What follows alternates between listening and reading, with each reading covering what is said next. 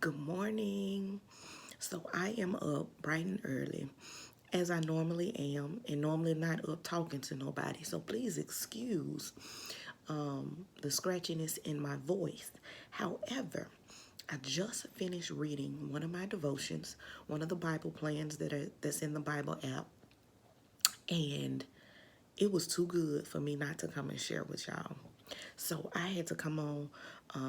I'm in my little craft room down here because I don't want the people upstairs. We on summer break now, so everybody sleep till who knows when, and I'm fine with it. And I don't want to wake anybody up, so I came on downstairs to my little craft room. Anyway, so I could talk to y'all. So my devotion this morning was a reminder about what we would call grit, but then what I would call in the counseling world as a school counselor, resiliency, teaching resilience, right? And some would say grit. But it is reminding that hard times or challenges in your life, look at there, I didn't take my makeup last night, so now I got raccoon eyes. Okay, stay focused. But hard times in your life and the challenges that come your way,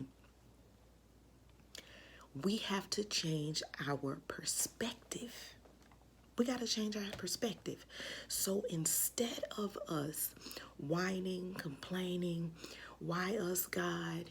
What did I do to deserve this? I've been, following your word, doing what you've asked, and you send this my way.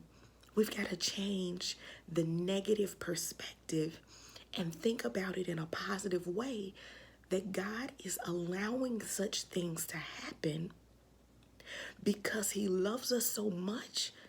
Those things and what he's allowing is preparing us for his ultimate plan. It's preparing us. So then we can just sit back if we use that knowledge and look at it from that perspective and say, okay, well, God, I thank you. Thank you for giving me the tools that you know I will need. I don't know what it's for. I don't know what it will be used for, but you know. And I'm grateful for you preparing me. Because what if he was the God that said, I'm going to let her figure it out on her own. I'm not going to give her the tools. And y'all know, I like to use parenting or motherhood as my practical way of understanding the Bible and how he is speaking to us in his word. So I began to think about just parenting in general. And last summer, my oldest son, I put all three of them, in a new summer camp. It was a new environment. They actually had never been to a summer camp because since I'm in education, they're at home with me. I'm like the summer camp, right? But as they get older, I know that there are things that they need to do with others, and I want to help build different things within their character, and that's another thing with resiliency, right? So my husband and I agreed to put them in the summer camp. Again, new environment, but it's something we know would be good for them. Okay? We know because we're the parents.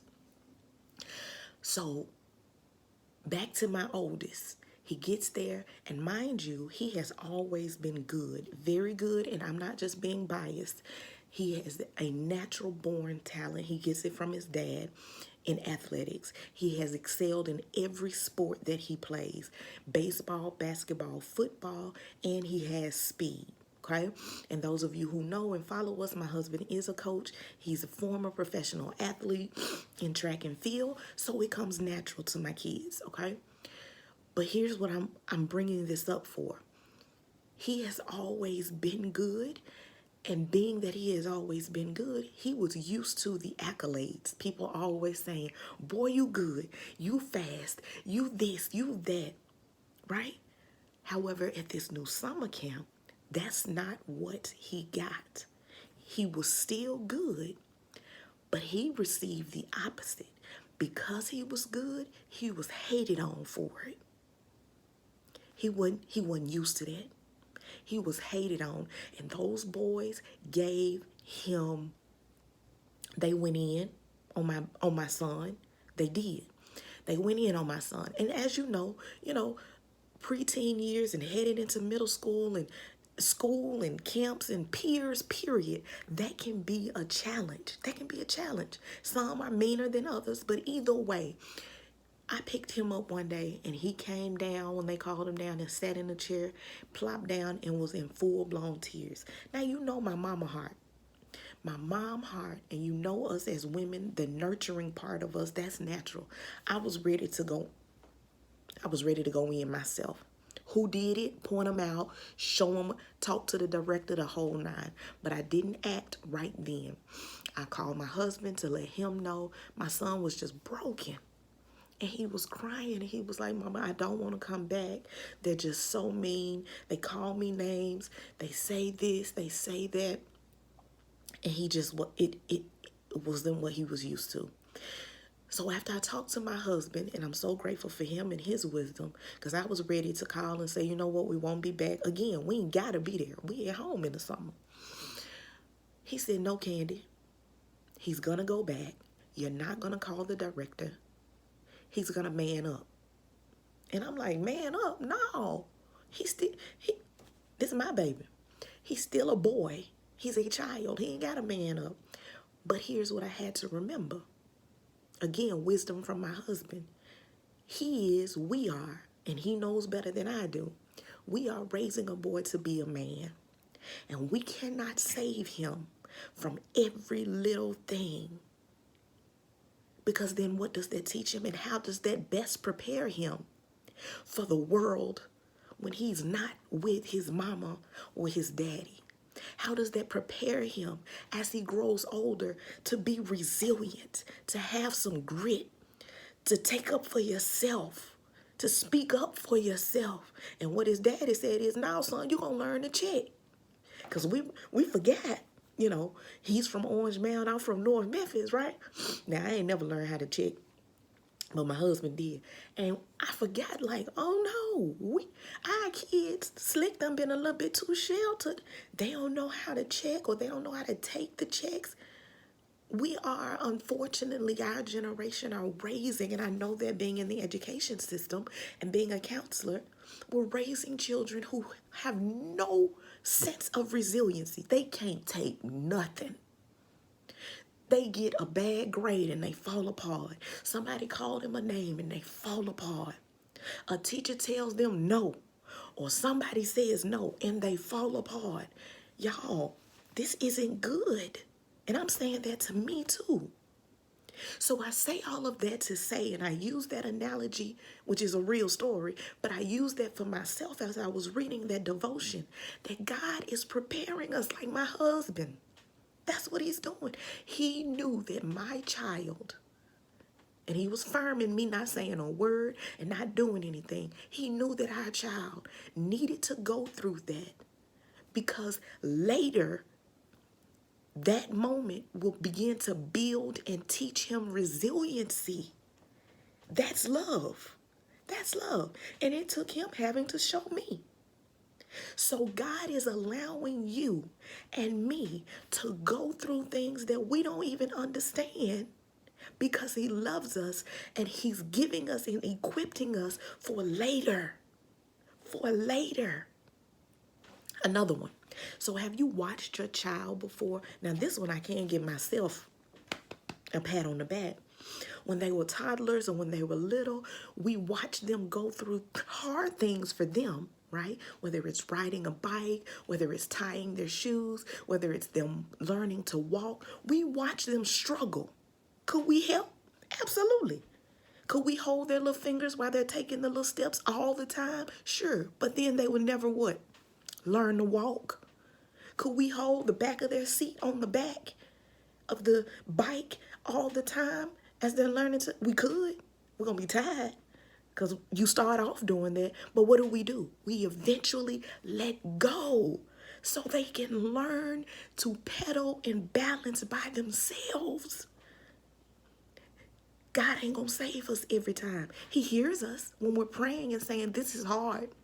This is hard. I need you. He hears us, and he'll step in every now and again, and sometimes he won't, because he knows how he created you. He built you for this. Listen, Can you tell that devotion done something for me? I love it. It was a great reminder for me. It was a great reminder. I knew it, but again, until I start thinking about it and the way he moves and how he moves and my parenting and all that good stuff, then I'd be like, oh, okay, God, I got it.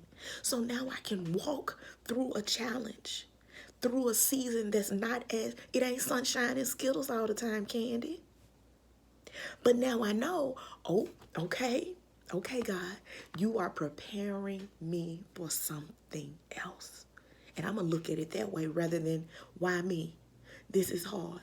So I can't, and I'm not saying we can't cry, because it'll be so hard, it'll tear you up. And as the shots are coming, you bend, but you don't break.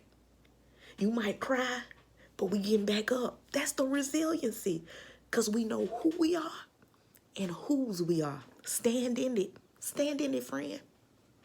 Stand in it. He got us. Ultimately, he does. It may not feel like it in the moment, but he's got us. Okay, I'm going to get off of here because y'all better be happy I ain't even brushed my teeth. So all this air and me whispering and stuff, and I know I'm looking a hot mess, but I just needed to share that thing, okay? Because as my shirt says, holy with a hint of hood, he be having to sit me down because I was ready to go in there and cut up for my child. I'd be ready to cut up when it comes to my family. I'd be ready to go in when it comes to my students, okay?